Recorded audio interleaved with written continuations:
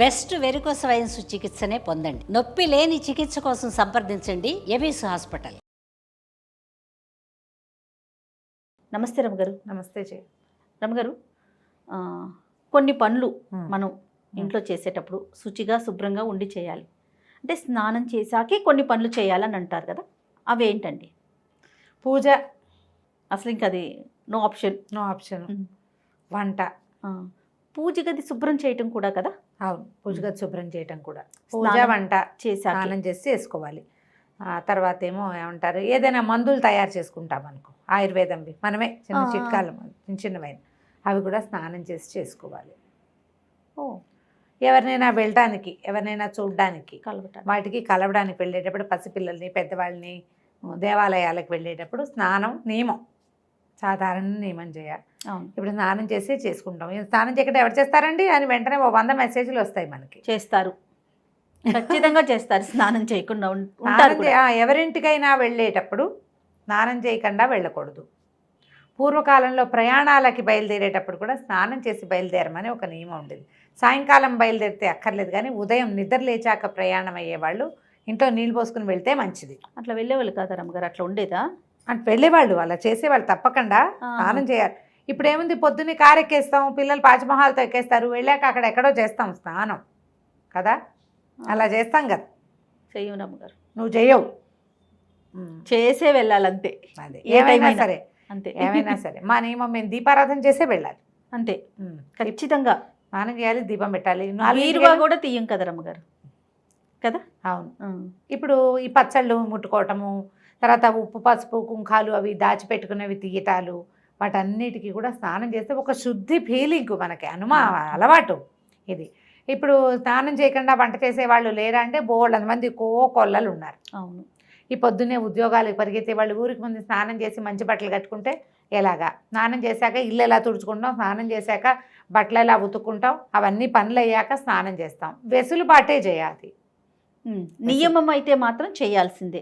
మీరు ఒక నియమం పెట్టుకుంటే, మనం పెట్టుకుంటే, మామూలుగా మన జీవితంలో ఏదైనా నియమం పెట్టుకుంటే ఆ లైఫ్ స్టైల్ వేరేగా ఉంటుంది. స్నానం మన నియమం. పొద్దున్నే స్నానం చేసే వంటింట్లోకి ప్రవేశించే వాళ్ళు 50% ఉన్నారు ఇప్పటికీ మన దగ్గర. నేను పాలు గీలు పెట్టేసుకుంటాను, స్టవ్ మీద పెట్టేస్తాను. స్టవ్ ముట్టుకోవడానికి స్నానం చేయాలన్న నియమం నాకు లేదు. ఆ స్టవ్ వేరు, ఆ తర్వాత వంట చేసుకునేటప్పుడు మళ్ళీ ఒకసారి స్టవ్ తుడుచుకుని వంట చేసుకుంటాం. మాకు పాలకి వాటికి అంటు ఫీలింగ్ నాకు లేదు, నా ఉద్దేశం అదేలేండి. నా ఉద్దేశం అదే. పాలకి వాటికి ఏం పర్వాలే, పాలు కాఫీలు పొద్దున ఏదైనా ఉప్మా చేసి అవి ఇవి కింద పడి పొంగల్ చేసి కింద పడితే మళ్ళీ దేవుడి కోసం ఏదైనా చేయదలుచుకున్నప్పుడు, మామూలు వంటకు కాదు, దేవుడి కోసం చేసుకోవాలంటే మళ్ళీ ఒకసారి స్టవ్ గట్టు కడుక్కుని చేస్తారు, చేసుకుంటాం. ఇవన్నీ ఏంటంటే అలవాట్లు, నియమాలు, పద్ధతులు ఇళ్లల్లో ఉన్నవి. మీరు అన్నట్లుగా నియమం అని పెట్టుకుంటే రమ్మగారు ఎప్పటికీ చేయాలి కదా. మనకు అది వీలవ్వచ్చు, వీలు కాకపోవచ్చేమో. ఎప్పుడైనా ఒకసారి వీలు కాకపోతే భగవన్ నామస్మరణ చేసుకుని వదిలిపెట్టాలి. చచ్చిపోయినా సరే అనుకోకూడదు, ప్రాణం పోయినా సరే అని అనుకోకూడదు. కానీ నియమం పెట్టుకుని పనిచేస్తే కొన్ని విధానాలు ఎప్పుడు బాగుంటాయి.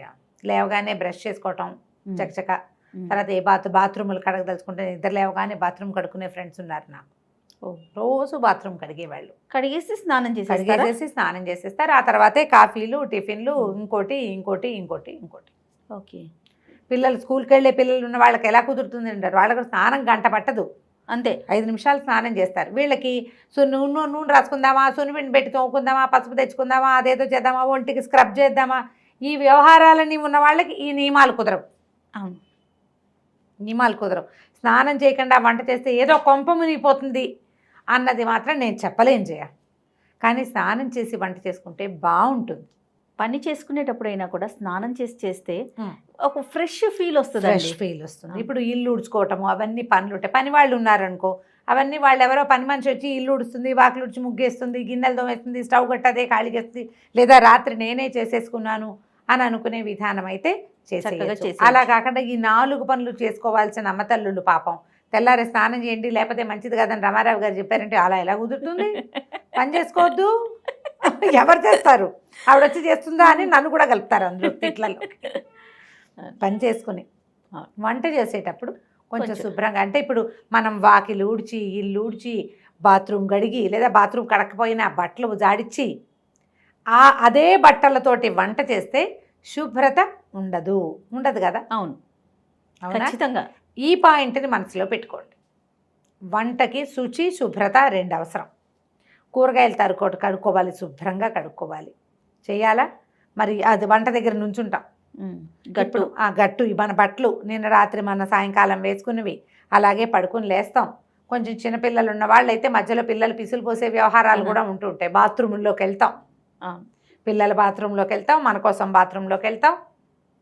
కొంచెం చిన్న వయసు వాళ్ళైతే రాత్రి భర్తలతోటి ఉంటారు. ఇది తప్పని వ్యవహారాలు కదా ఇవన్నీ. జీవితంలో రకరకాలు ఉంటాయి, వాటి అన్నీ ఉండాల్సింది. ఈ తెల్లారు లేచాక మీ పై పనులన్నీ చేసుకుని వీటి అన్ని చోట్ల నుంచి మీ మీద పడినటువంటి రకరకాల సూక్ష్మక్రిములతోటి మీరు వంట చేయొచ్చా? ఇది మన క్వశ్చన్. చేస్తే ఆ వంట శుచిగా శుభ్రంగా ఉంటుందా? ఇది మీకే క్వశ్చన్. అంతే. చేయొద్దు అని నేను చెప్పట్లేదమ్మా, ఆలోచించుకుని చేయండి అని మాత్రం చెప్తా. మనం ఏం పని చేసాం దాని ఎఫెక్ట్ మనం వండే వంట మీద ఉంటుంది. కాబట్టి స్నానం చేసి వంట చేసుకుంటే బాగుంటుంది. ఓకే. హెల్త్కి ఇంకొంచెం ప్లస్ పాయింట్, మనం ఒక్క పాయింట్ వేసిన వాళ్ళం అవుతాం. చేతులు శుభ్రంగా ఉంటే మనం ముంజేతుల మీద ఏ మురికి ఉంటే కడుక్కుంటాం కదండి అంటారు. అయినా కొంత క్యారీ చేస్తాం. స్నానం చేసేసరికి ఏమవుతుంది, వేడి నీళ్ళు సన్నీళ్ళు సబ్బో సున్నిపిండో వేసి తోముకుంటాం. మనకు కూడా ఒక ఫ్రెష్ ఫీల్ ఉంటుంది. చేసే వంట శుద్ధంగా ఉంటుంది. వండిన దానికి ఆ దేవుడి దగ్గర పెట్టడానికైనా బాగుంటుంది. స్నానం చేయకుండా వంట చేశాను, ఆ పదార్థం దేవుడికి ఎలా పెట్టను అని అనిపించవచ్చు. మేమందరం స్నానం చేస్తాము, స్నానం చేసే వంట చేస్తామంటే ఒక 250 అయినా వస్తాయి. మిగిలిన వాళ్ళల్లో కొంతమంది ఇది చేస్తే బాగుంటుంది ఇప్పుడు చెప్పింది కదా అని ఇంకో 250 మంది ఫాలో అవుతారు. గాడిద గుడ్డు అని రాసేవాళ్ళు కూడా ఉంటారు. ఇవన్నీ కూడా ఏంటంటే మనకి పాతకాలం నుంచి పెద్దవాళ్ళు చెప్పేవి మనకి ఎప్పుడు ప్లస్సేనమ్మా. కుదిరితే వేసుకో, కుదిరినప్పుడు వేసుకో, కుదుర్చుకో, ట్రై చేయండి. ఇప్పుడు నిన్నటిదాకా మనం చాలా తీవ్రమైన పరిస్థితుల్లో ఉన్నాం. ఇవాళ కొంచెం రిలాక్స్ అయ్యాం. అంతగా ఇంటికి వెళ్ళంగానే స్నానాలు చేసేయటం, ఆ బట్టలు తడిపేసుకోవడం, పట్టుచీరలైనా తడిపేసేసేయటం, కూరగాయలైనా సర్ఫతో కడిగేసేయటం మానేసాం. డెట్టాలు వేసి కూరలు కడిగేసుకోవటము మానేసాం. కానీ జాగ్రత్తగా ఉండటం మాత్రం. కరోనా టైంలో రమ్మగారు ఈయన పంచదార ప్యాకెట్లు కూడా నీళ్ళల్లో వేశారు రమ్మగారు. శభాష్ కదా. ఉన్నారు కూరలు డెట్టాలు వేసి కూరలు కడుక్కున్న వాళ్ళు, సర్ఫ్ వేసి కూరలు కడుక్కున్న వాళ్ళు. భయానికి జాగ్రత్త కదా. ఆ జాగ్రత్తని కొన్ని విషయాల్లో ఉంచుకోండి. రైట్. ఇప్పటికీ మనం బయట నుంచి వెళ్ళగానే కాళ్ళు చేతులు కడిగేసుకుంటున్నాం, శానిటైజర్ అక్కడక్కడ వాడుకుంటున్నాము. కొన్ని చోట్లైనా మరీ గుంపుగా ఉన్నారంటే గబుక్కుని మాస్క్ వేసుకుంటున్నాము కదా. అట్లాగే ఈ శుభ్రంగా స్నానం చేశాక వంట చేసుకోండి. దేవుడికి దీపము అవి ఎలాగో స్నానం చేసే పెట్టుకుంటాం. ఇంకొక పాయింట్ ఉంది రమ్మగారు, ఫుడ్ తీసుకోకూడదు. టిఫిన్ కానీ లంచ్ కానీ ఏదైనా కూడా ఆహారం స్నానం చేసిన తర్వాత తీసుకోవాలి. ఏమండి ఏమన్నా అంటే సంబంధించి ఏమన్నా ఉన్నాయా రమ్మగారు? చెప్దాం. స్నానం చేసేటప్పుడు స్నానం చేయగానే ఏమవుతుంది, ఒళ్ళు చల్లగా అవుతుంది. అవును కదా. ఆహారం వేసుకునేసరికల్లా మొత్తం ఫుడ్ని అరగదీయటం కోసం రక్తం అంతా పొట్ట వైపుకి పరుగుదీస్తుంది. టిఫిన్ తిని స్నానం చేశారనుకో డైజెషన్ పాడవుతుంది. స్నానం చేశాక తీసుకునే ఆహార స్వీకారంలో పొట్ట సక్సెస్ఫుల్గా పనిచేస్తుంది. అరుగుదల కోసం. మనం చూడండి, చంటి పిల్లలకి పొట్ట నిండా పాలుండి నీళ్ళు పోసి అంటే బళక్కమని కక్కేస్తారు. కాసిన పాలు ఇచ్చి అంటే ఆకలి పొట్టతోటి నీళ్ళు పోయకూడదు, కడుపు నిండా పాలు ఇచ్చాక నీళ్ళు పోయకూడదు. 2 నియమాలు ఉంటాయి. కాసిన ఇవ్వాలి, కొద్దిగా పాలు బట్టి నీళ్ళు పోస్తాం. పిల్లలకు కూడా స్నానం చేయించి టిఫిన్ పెడతాం, అవునా కాదా? అవునండి, అవును. అదే నియమం మనకు కూడా ఉంచుకోండి.